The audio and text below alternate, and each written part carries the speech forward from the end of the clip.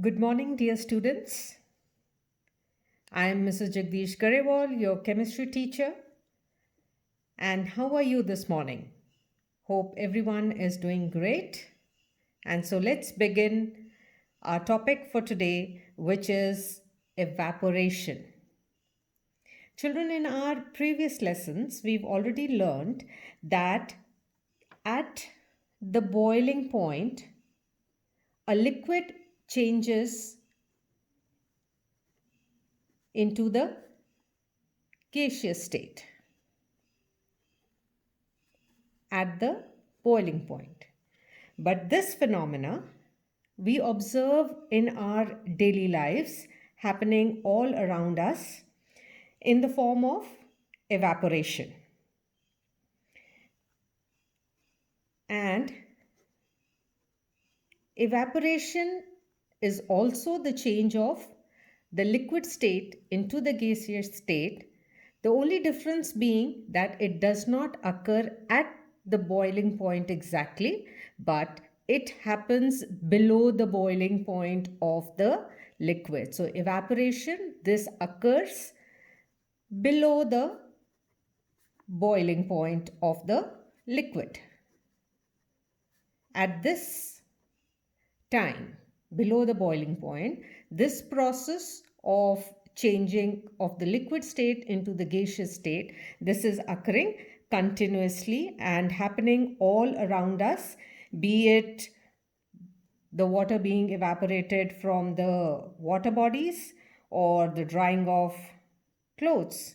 Now, sometimes this process is very rapid, like in summers when it is hot. The process of evaporation occurs very fast, it is rapid, and sometimes this is a slow process, especially in the month of winters when we have our outside temperatures comparatively low. Another thing which is happening during evaporation is that it always occurs producing an effect of cooling. So evaporation produces cooling. Evaporation is occurring below the boiling point of the liquid. Now, why it produces cooling? Because during evaporation, the heat energy which is required to change the liquid particles into the gaseous particles, those are taken from the body from where evaporation is taking place. Now, for example, during the summer months, when you children go out to play, and when you come back into your classrooms, you are sweating. That sweat is absorbed by your shirts, and when you sit under the fan, the water or the sweat that gets evaporated from your clothes, and how it gets evaporated is by taking the heat energy from your body. So the body gets cool. Now, when we are studying all this, we were using two terms. One is evaporation, and the other, what is happening at the boiling point? The phenomena which is occurring is called boiling, or it is also called vaporization. So let's now study the differences between boiling and evaporation. Boiling is also known as vaporization. So the first difference here is that boiling is a bulk phenomena. Bulk phenomena means that the entire mass of the liquid that is involved in changing from the liquid to the gaseous state, whereas evaporation, that is a surface phenomena that occurs only at the surface. It does not occur throughout the entire mass of the liquid. Now, from the surface only, the particles of the liquid, they are going into the gaseous state. The second difference is that boiling, this occurs at the boiling point of the liquid, and evaporation, this is going to occur at temperatures below the boiling point. Our third difference would be that boiling is a fast process, whereas evaporation is comparatively, or if we compare the two, this is a slow process. The next difference would be that boiling, it does not produce cooling. I just now explained this phenomena to you. So boiling, this does not produce an effect of cooling, whereas this always, it's going to produce cooling. The next difference is that boiling, this is independent of certain factors. This is independent of factors like your surface area. I'll be using the short forms only. The surface area, then you have your temperature, you have your wind speed, and you also have humidity. So it is independent of all these factors, whereas evaporation, this is dependent. That is the rate of evaporation or the process, how fast or slow it is going to occur. It is going to depend on factors such as like your surface area. It's going to depend upon the temperature outside. Then it is also going to depend upon the wind speed and your humidity. Now we are talking about humidity. What exactly is humidity?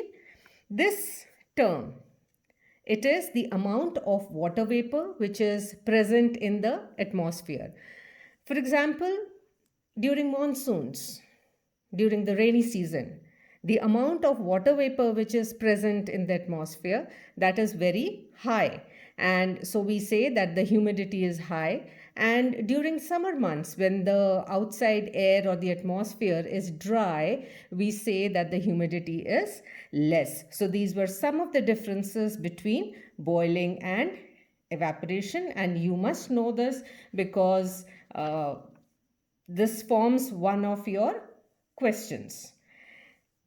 Now, when we are talking about these factors, we must also study how these factors influence the rate of evaporation. The rate of evaporation means how slow or how fast evaporation is going to take place. So one by one we'll take these factors. So let's first take the surface area. Now, more the surface area exposed, more would be the rate of evaporation. So therefore, these two factors, the surface area and the rate of evaporation, they are directly proportional. That means higher the surface area, greater is going to be the rate of evaporation. Lesser the surface area, lesser will be the rate of evaporation. Our second factor is the temperature. The temperature we mean by this is the outside temperature. So again, higher the temperature, higher will be the rate of evaporation. That means in summers, when the outside temperature is comparatively high, it goes up to 45, sometimes even 46 and 47 degrees Celsius. That time, the rate of evaporation or the rate at which the liquid is going to go into the gaseous state is going to be very fast. So therefore, temperature is directly proportional to the rate of evaporation. More the temperature, higher or faster is going to be or greater is going to be the rate of evaporation. Lesser the temperature, like in winters, lesser will be the rate of evaporation.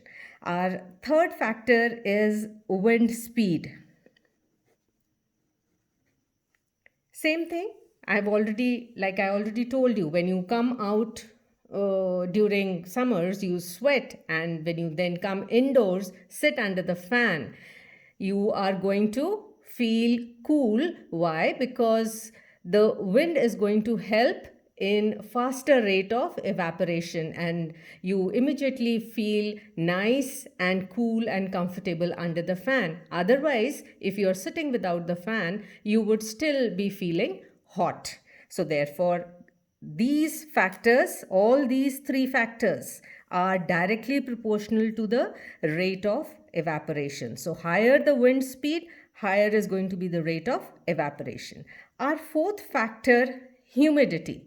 Humidity is the amount of water vapor which is present in the atmosphere. So you see, more the amount of humidity, if the air already has got water vapor, the rate of evaporation, the rate at which the liquid is going to go into the vapor state or into the gaseous state, that is going to be lesser. So only humidity is inversely proportional to the rate of evaporation. That means if the humidity is higher, the rate of evaporation is going to be lesser. Evaporation is going to take place slowly. And if humidity is less, then only evaporation is going to be higher. Now, I hope all this is very clear to you. What is evaporation and what is the difference between boiling and evaporation, and the factors on which the rate of evaporation is going to depend.